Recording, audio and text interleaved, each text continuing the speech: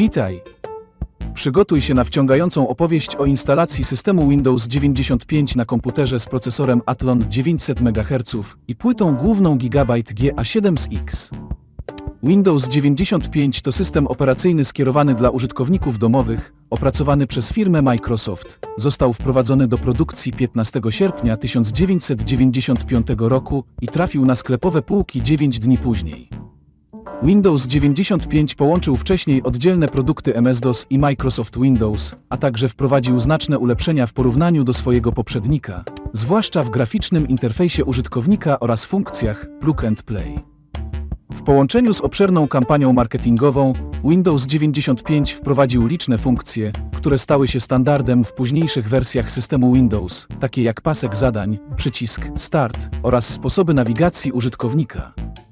Z dzisiejszego punktu widzenia jest to już zabytek, generujący często więcej problemów, a rzadko pracujący poprawnie. A że dziwne konfiguracje to jest to, co lubię, dziś przetestuję ten zabytek na nowoczesnej jak na standardy Windows 95 płycie głównej.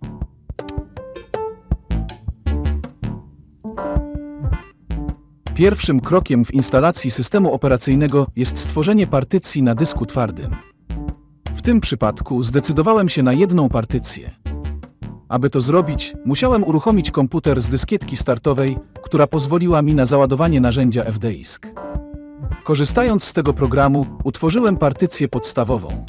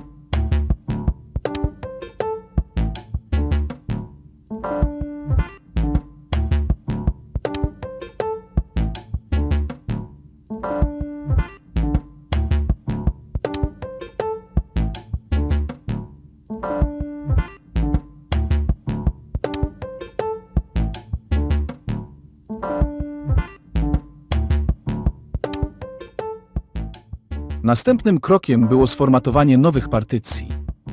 Użyłem do tego narzędzia Format, które pozwoliło mi na przygotowanie dysku do instalacji systemu, odpowiedni system plików, którym w tym przypadku był FAT.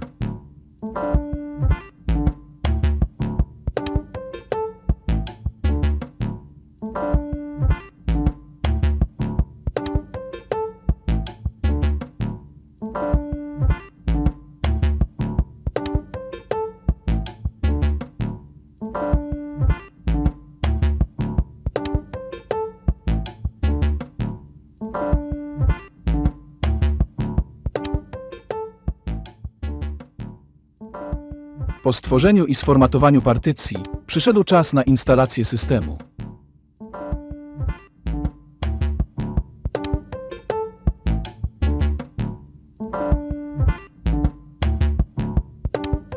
Wcześniej skopiowałem pliki instalacyjne na dysk twardy, aby móc uruchomić instalator bez użycia płyty instalacyjnej. Aby to zrobić, skorzystałem z narzędzia Kopy, które pozwoliło mi na kopiowanie plików z płyty CD na dysk twardy.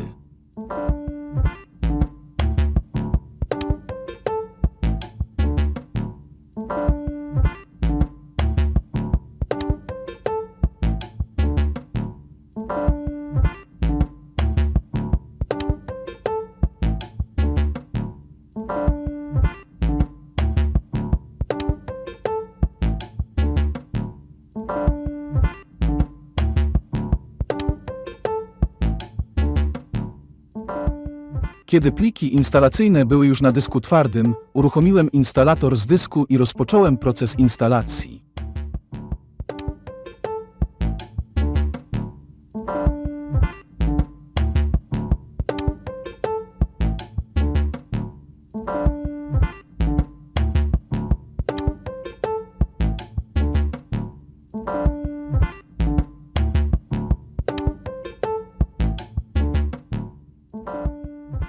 trakcie instalacji systemu informacje o nazwie komputera i nazwie użytkownika, a także wybrać opcję instalacji.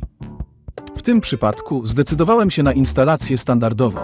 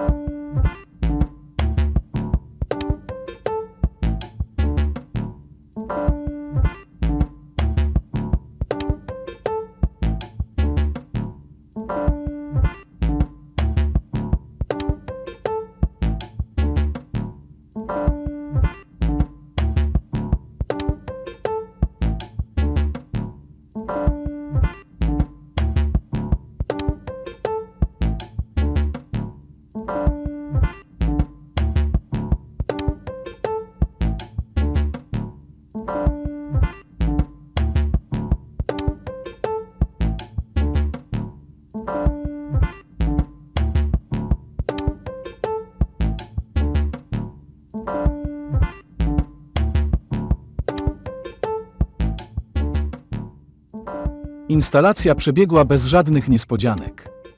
Po kilku minutach instalacji komputer zrestartował się i oto mamy Windows w swojej wspaniałości. Można rozpocząć proces konfiguracji systemu.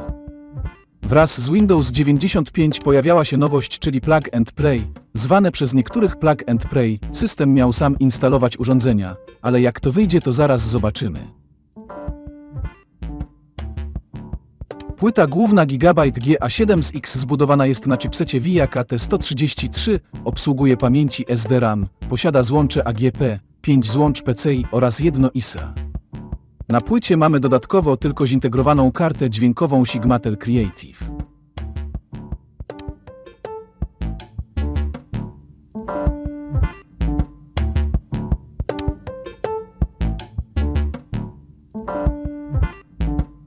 Na początek instaluję sterowniki karty graficznej NVIDIA, parę programów użytkowych, 7-zip, który i tak po zainstalowaniu nie działa.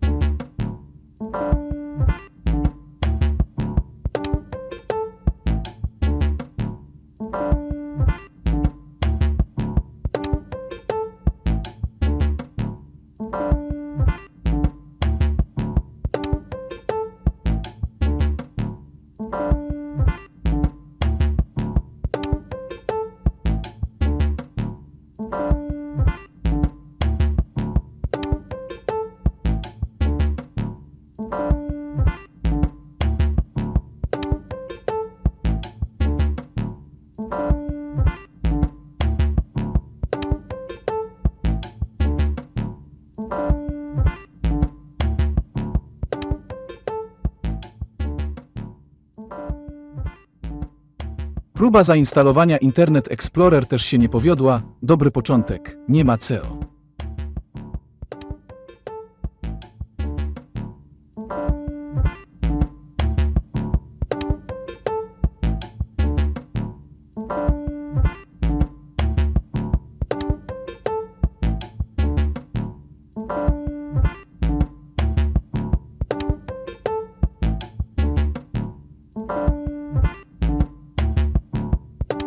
To może chociaż karta sieciowa da się zainstalować. Chyba też nic z tego. To teraz Sisoft Sandra i Benchmark Video 2000, Total Commander i przeglądarka internetowa Firefox. A do kompletu Benchmark Final Reality.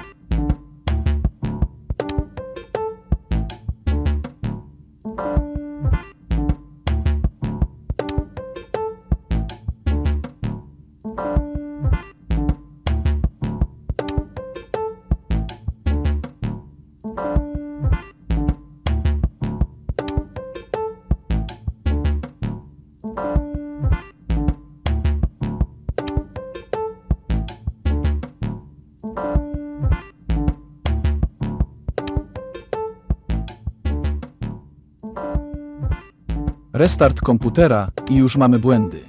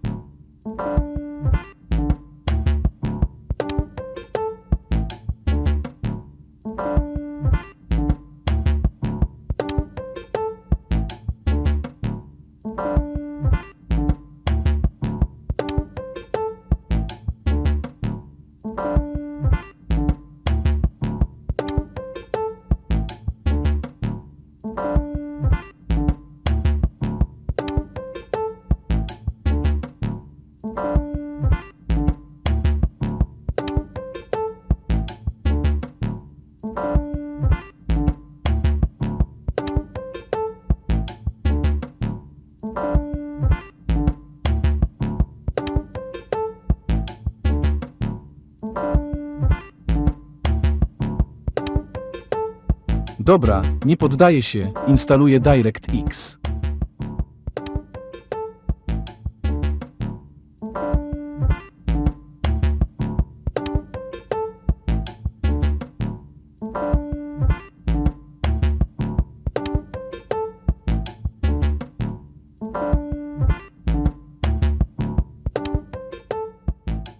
Po kolejnym restarcie wita mnie znajomy błąd. Karta sieciowa nadal nie działa, czas zainstalować kartę dźwiękową.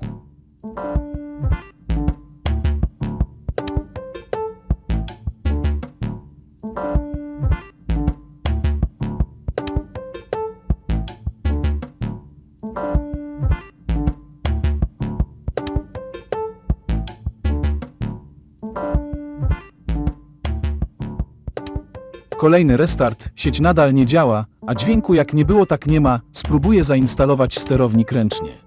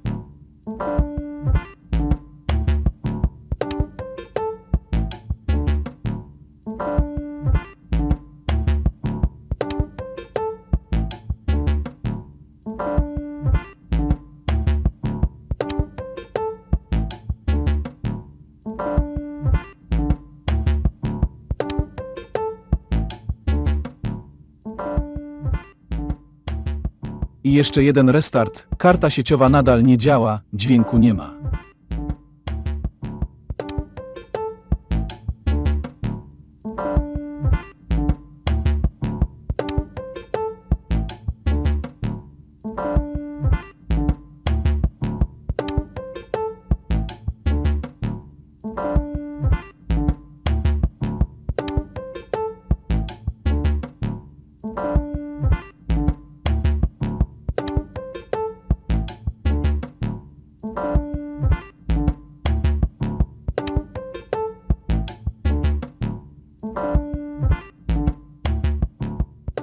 Zainstalowane benchmarki niestety nie chcą się uruchomić.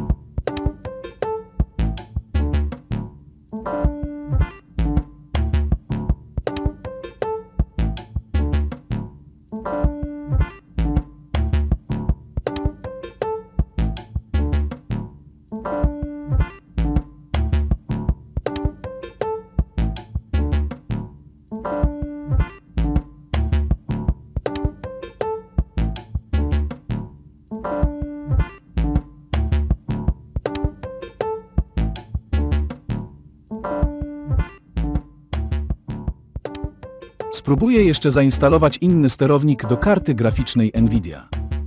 Ostatnia szansa.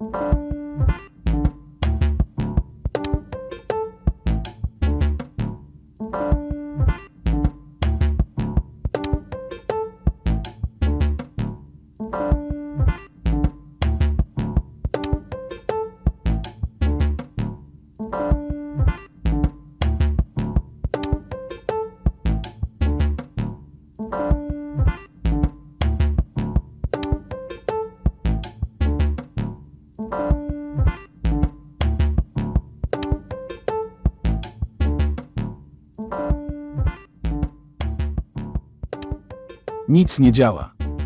Myślę, że poziom porażki jak na jedno wideo został już wyczerpany.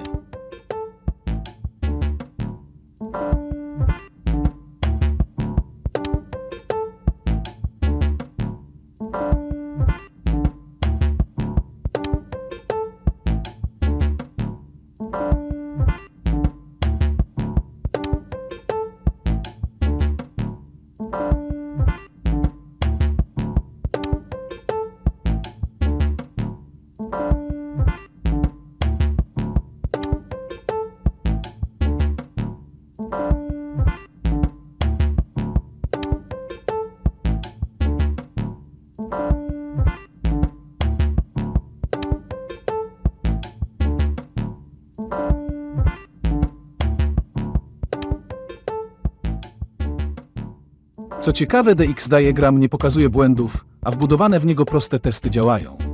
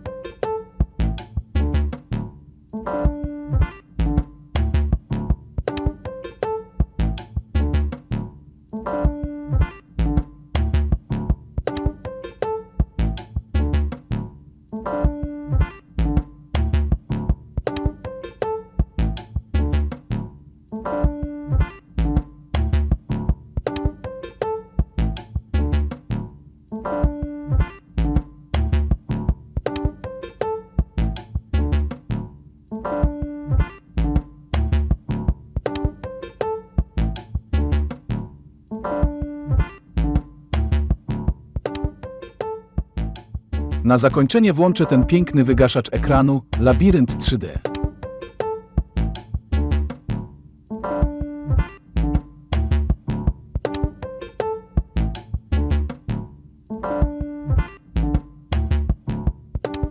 Maze to wygaszacz ekranu stworzony w technologii OpenGL, obecny w systemach Microsoft Windows od wersji 95 do wycofania go po Windows Millennium. Labirynt generowany jest losowo, a gracz przemierza go z perspektywy pierwszej osoby, korzystając z reguły prawej ręki, co gwarantuje rozwiązanie labiryntu, ponieważ nie ma w nim ścieżek pętli.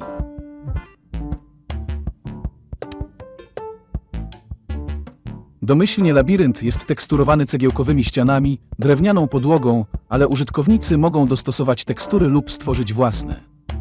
W labiryncie można znaleźć logo OpenGL, Globusy na ścianach oraz dwuwymiarowy obrazek szczura. Pojawiają się też obracające się bryły wielościanów, które odwracają kamerę do góry nogami i zmieniają podłogę na sufit, co wymaga od gracza poruszania się z lewej strony aż do znalezienia wyjścia lub kolejnej bryły, która przywróci kamerę do poprawnej pozycji. Była to ciekawa przygoda, udało się co prawda zainstalować system operacyjny.